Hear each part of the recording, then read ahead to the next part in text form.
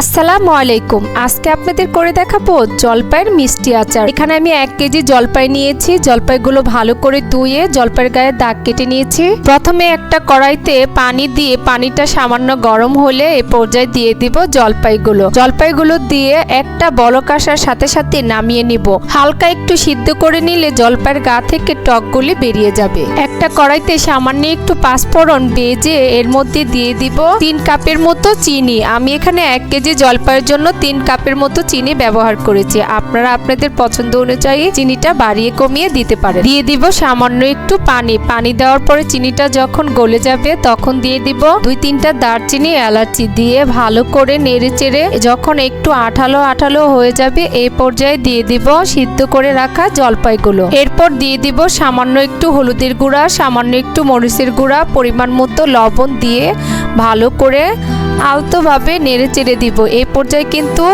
জোরে জোরে খুন্তি দিয়ে নাড়া যাবে না, কারণ জলপাইগুলো ভেঙে যাওয়ার সম্ভাবনা থাকে। চিনির পানিগুলো যখন একেবারে শুকিয়ে যাবে এই পর্যায়ে দিয়ে দিব 1 চামচের মতো শুকনো মরিচ ভাজা গুঁড়ো। আর যাতে জলপাইয়ের আচারটা সারা বছর ভালো থাকে নামানোর আগে দিয়ে দিব 2 চামচের মতো সিরকা। এই তো তৈরি হয়ে গেল রোদে শুকানো ঝামেলা ছাড়াই জলপাইয়ের মিষ্টি আচার। আমি একটা জলপাই হাতে নিয়ে ভেঙে দেখাচ্ছি। দেখতে পাচ্ছেন কতটা রসালো আর ইয়ামি হয়েছে। এরকম একটা কাচের বয়মে ভরে জলপাইয়ের আচারগুলো সারা বছর রেখে খেতে পারেন। রেসিপিটি ভালো লাগলে অবশ্যই বাসায় একবার হলেও ট্রাই করে দেখবেন। আল্লাহ হাফেজ।